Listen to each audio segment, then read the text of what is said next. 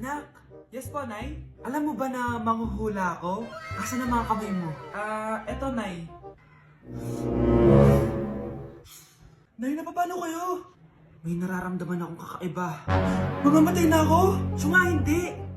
Pagtanong ka. Sige, ano paborito kong pagkain? Hotdog na may cheese. Hala, ang galing, tama! Magtanong ka pa. Ano ang lalabas sa loto mamaya?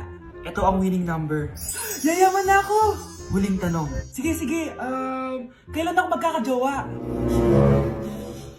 Matagal ka pa magkakajowa. Di ba pwede pabilisin? Pwede. Gamitin mo to. Lit match. Marami ka makikilala dito. Naku, sinasabi ko sa'yo. Baka ngayon din magkakajowa ka. Meron din tong palm reading. Subukan mo na. Sige, salamat. Subukan ko lit match.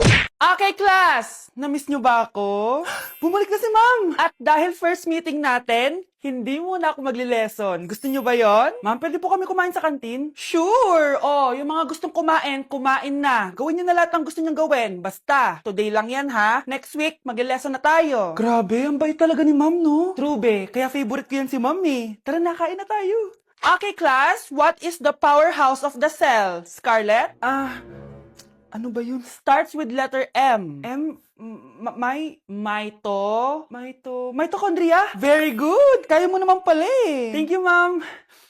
Oh, class, mag-e-exam kayo ha. Dinalian ko na to para sa inyo. Lahat ng nasa lesson natin, nandito. Okay, get one and pass. Oo nga, ang dali lang. Makaka-perfect pa ata ako. A few moments later. Okay, time's up. Pass your papers. Wow naman, lahat kayo nakakuha ng high scores. Magaling ka kasi magturo, ma'am. Okay, class, dahil Friday ngayon, gusto ko mag-enjoy kayo sa weekends. Kaya naman, hindi ako magbibigay ng assignment. Yes, thank you, ma'am. Makakagala ako. At isa pa, class, malapit na mga anak si teacher, oh. Magli-leave muna ako ng ilang months. Ha? Habang wala ako, si Ma'am Diana muna ang papalit sa akin. Maging mabait kayo sa kanya, ha? Hi, class. Namiss niyo ba ako? At dahil first meeting natin, may surprise quiz kayo. Nandito na naman yung pet peeve ko. Hindi! Okay, class, dismiss.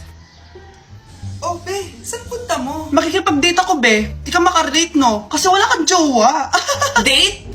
Saan mo naman nakalala yan? Sa Omegle? Oo. Bakit? May masama ba doon? Wala namang masama.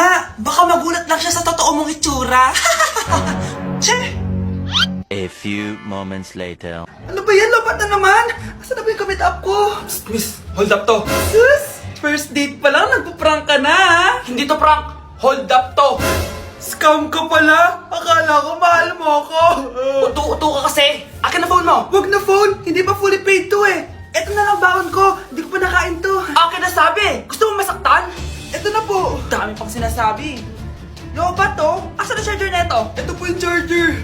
Ano password neto? 6969. Ang pangit naman ng camera. Wow, arty mo pa ah. Palitan mo na phone mo, be. Oh, eto, mas maganda. Sa'yo na to. Sure ka, kuya? Bibigyan mo ako ng phone? Di ba hold upper ka? Nakakaawa ka eh. Pero huwag kang mag-alala. Bago labas siya ng Xiaomi, yung Redmi 12C. Bigger screen, bigger storage. Salamat. Baka may barya ka dyan. Wala na kasi ako pamasahe eh. Parang baliktad na. Anak, sana maharap natin yung nawawala mo kakambal. May kakambal ako, Nay. Oo, anak. Pasensya ka na kung di ko agad nasabi sa'yo. Okay lang yun, Nay. Salamat, anak. Nay, pupunta pala dito yung jowa ko. Talaga? Sige, maghahanda ako.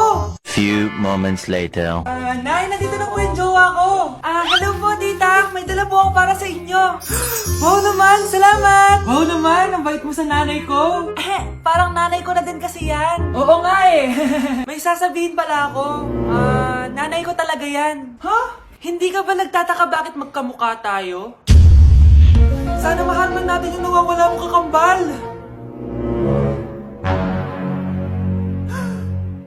Ako, ang nawawala mong kakambal. Anak, ikaw ba yan?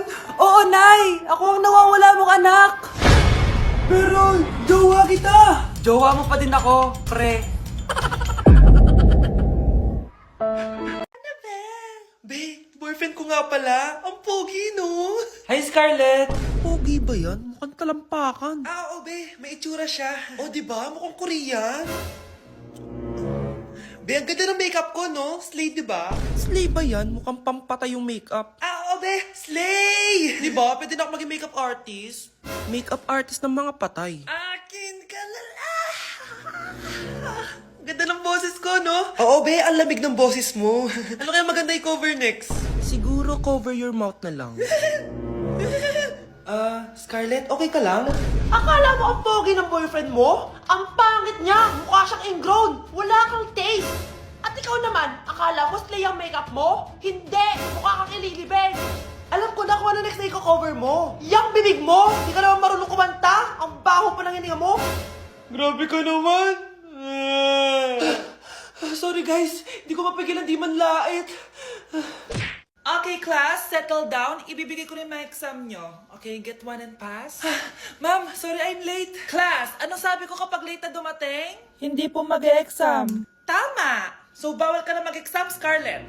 Hi, ma'am. Nandito na ako. Medyo na-traffic eh. Oh, Jessica, buti nakahabol ka. Oh, eto, pinag-reserve ko to ng test paper. Mag-exam ka na. Thank you, ma'am. Lo, ang unfair. Bakit si Jessica pwede mag-exam kahit late? Iba kasi si Jessica, hindi mo siya kagaya. Okay, class. Nagets nyo ba yung lesson? Naiihi ako. Ma'am, may I go to the CR? Kita mo nag-lesson ako, di ba? Makakahintay ang ihi mo. Tapos kapag bumagsak, magreklamo. Ma'am, pwede ba akong mag-CR? Sure, Jessica. Umihi ka na. Take your time, ha? Yay! Thank you, ma'am. Ma'am, may favoritism ka. Kapag si Jessica, pwede. Ano ba meron sa kanya? Basta. Pwede ba? Huwag kang bastos. Nag-discuss ako, di ba? Okay, class. Next topic. Okay, class. Ang bagong top 1 dito sa klase ay si Cheska! Ha? Ma'am, paano siya naging top 1? Eh, ako yung pinakamataas na grade sa aming dalawa. May mga special grades kasi siya. At wala ka nun. Anong special grades? Yan ba yung pagbibigay sa'yo ng pera ng magulang ni Cheska? Kaya siguro favorite mo siya. Ano pinagsasabi mo, Scarlett? Alam ko namang mahirap tanggapin na natalo kita. Hindi ka patitigil, Scarlett, ha? Gusto mo dalhin kita sa principal's office? Sige, punta tayo sa principal's office. Ipapakita ko lang tong chat nyo ng magulang ni Cheska. Ito ebidensya, oh. Nagbigay sila ng 100,000 sa'yo. Burahin mo yan!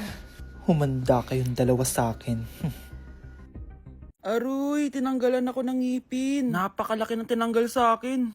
Hello guys, kung napapansin nyo, naka-brace na naman ako. Ilang araw din ako di makakain na maayos dahil sobrang sakit niya guys. So bakit nga ba ako nagpa-brace ulit? Fun fact lang guys, 6 years na ako naka-brace before. Pero di pa rin na-address yung issue sa ngipin ko. Kung makikita nyo sa picture guys, medyo palabas or flared yung ngipin ko. Kaya naman nag-decide na ako na magpa-brace ulit. Sabi din ng dentist ko, kailangan daw tanggalin yung 4 na premolars ko para daw pumasok yung mga ngipin ko. Kaya ngayong araw, tatanggalin yung mga premolars ko. Bago pala ako pumunta ng dentist, kumain na muna ako kasi alam ko di ako makakain mamaya. Buti na lang talaga masarap ang ulam at nakakain talaga ako na madami. Medyo kinakabahan nga ako kasi ngayon na lang ulit ako mabubunutan ng ngipin. Yung last bunot ko ata nung bata pa ako. Dahil tulog pa si Honey Bunch, di ko na siya gigisingin. Ako na lang mag-isa pupunta sa dentist. Good luck na lang talaga sa akin mamaya. So ayan, kinakausap na ako ni Doc. Sabi niya wala daw ako mararamdaman na sakit kasi may anesthesia naman daw na ilalagay. Ito pala yung x-ray ng mga ngipin ko. So yung may black dot dyan, yun yung mga tatanggalin. Kung makikita nyo din, impacted din yung wisdom tooth ko. So ipapatanggal ko din yan soon. Ito na guys, last look na buo ang ngipin ko. Kasi mamaya bungal na ako. Ayan guys, nilalagay na ni Doc yung naming cream para kapag in-inject na ako ng anesthesia, wala na ako maramdaman. Dito sa part na to, di ko na ma-feel yung bunganga ko. At thank you Lord talaga, hindi siya masakit. Parang hinihila lang yung ngipin mo ganun. Charan! Tapos na, medyo nahirapan si Doc ha. Paano di mahirapan? Sobrang laki ng kinukuha. Rate ko yung pain niya, siguro 3 out of 10 lang. Pero alam ko mamaya pa to sasakit pag wala na yung anesthesia. Sabi ko din kay Doc kung pwede ko bang itago yung ngipin ko, ilalagay ko lang sa ilalim ng unan. Eto na guys, ang itsura ng ngipin ko ngayon. Bungal ira na. Dalawa lang pala muna binunot ni Doc kasi next week daw yung dalawa pa. So yun lang naman guys, bye!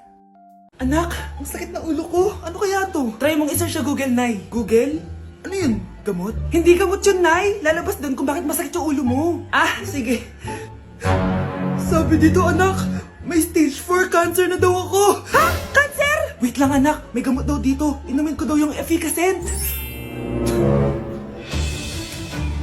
Oh, ayan. Naniniwala kasi agad eh. 5 minutes na, di pa rin nagre-reply jowa ko. May kabit siguro to. Ate, try mo search sa Google. Tama. I-search natin sa Google. Tama nga hinala ko. May kabit nga siya. Agad ka naniniwala dyan? Maghiliganti ako sa inyo.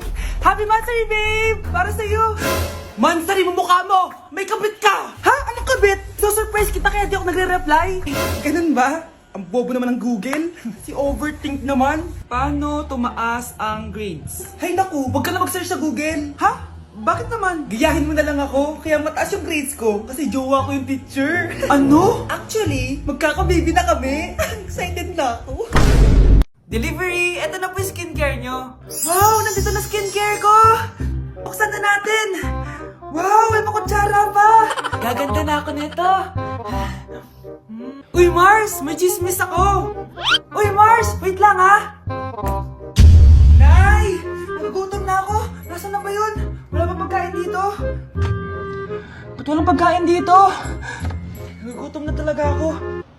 Ano yun? Ano to? May kutsara! Pagkain siguro to. Buksan ko nga. Wow! Ang pangit-pangit naman ang kabit niya. Ba't ganon? Ba't ang lagkit? Alo, tanghali na pala. Wait lang, Mars, ha? Mamaya na lang. May chismis pa ako. Anak, kumain na tayo. Anak! Anak! Anak, ano nangyari sa'yo?